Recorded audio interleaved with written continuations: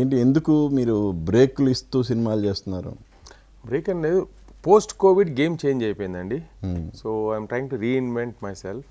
So ఏంటి today's ప్రేక్షకులు కోరుకునేది ఏంటి, వాళ్ళు ఎంజాయ్ చేసేది ఏంటి అనే ప్రక్షాళన చేయటంలో సరిపోతుంది నాకు. ప్రస్తుతం అర్థమే కావట్లా ప్రస్తుతం.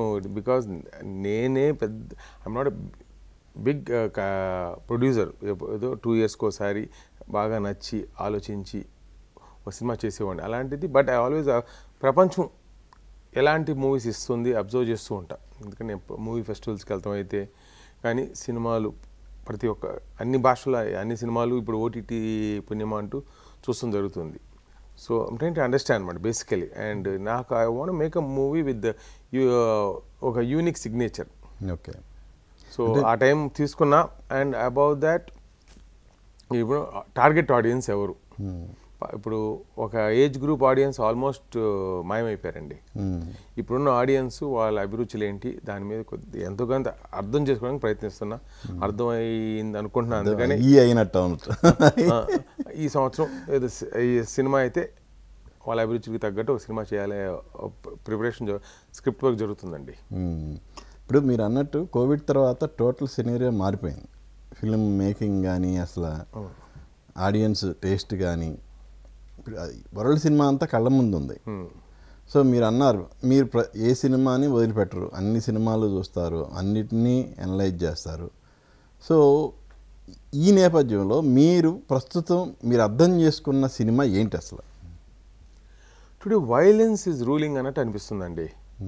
ఎందుకంటే టుడే ఇన్ఫ్యాక్ట్ వైలెన్స్ రూలింగ్. టెలివిజన్లో కూడా నేను స్పోర్ట్స్ ఛానల్స్ ఎక్కువ చూస్తాను. దాంట్లో యూఎఫ్సీను డబ్ల్యూడబ్ల్యూఎఫ్కున్న ప్రోగ్రామ్స్ దేంట్లో లేవు అసలు. సో మీకు అలాగే టుడే సంక్రాంతి కోడి పందాల గురించి మీరు చూసాను వైలెన్స్. దానికి ఎంత అనేది ఫేక్ అని తెలుసు అందరూ. అది డ్రామా, ఒక ఎమోషన్. వాళ్ళు దాంట్లో చాలా యాక్టింగ్ స్కిల్స్ కావాలి. అండ్ కొరియోగ్రఫీ కన్నా డ్యాన్స్ కొరియోగ్రఫీ కన్నా చాలా ఎక్కువ ప్రాక్టీస్ చేయాలి. దానికి తగ్గట్టు exercise. It's difficult task. And UFC అని ఉంది, రియల్ ఫైట్, కోడిపంద కేజీలో ఫైట్. ఈ ప్రోగ్రామ్ అంటే వైలెన్స్ మూవీస్కి ఒక్కటే థియేట్రికల్ ఆడియన్స్ ఎక్కువ మక్కువ చూపిస్తున్నట్టుంది.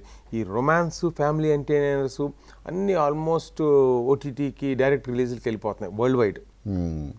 సో ఇప్పుడు ఎందుకంటే వైలెన్స్ గురించి చెప్తా అంటే బిగ్గెస్ట్ హిట్ మూవీస్ తీసుకుంటే John Wick series, John Wick, లేకపోతే మార్వెల్ కానీ అదర్ స్టాన్ స్మిత్ కార్టూన్ అవన్నీ. వాటిలో వైలెన్స్ తప్పితే ఇంకేం లేదు కదా. Destruction, mass destruction.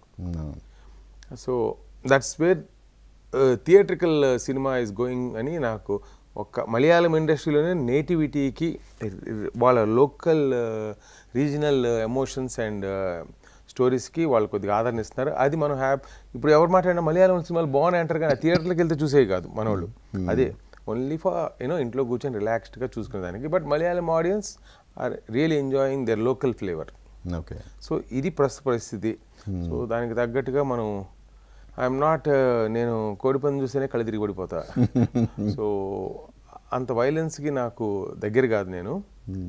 సో నేను నాకు I like my as I said మన ఫస్ట్ మూవీ నాకు ఈరోజు ఎంత గౌరవం, ఇంత దూరం ట్రావెల్ అవడానికి ఇచ్చిన స్ట్రెంగ్త్ ఇచ్చిన ఎవడుగోల వాడిది అలాంటి జాన్ అలా దానికి తగ్గట్టుగా దానికన్నా మహాద్భుతమైన సంక్రాంతికి వచ్చామని ఈ సంక్రాంతికి వచ్చిన సినిమా రియలీ ఎంజాయ్ ఇట్ అండి. ప్రేక్షకులు కూడా అలాగే ఎంజాయ్ చేస్తున్నారు.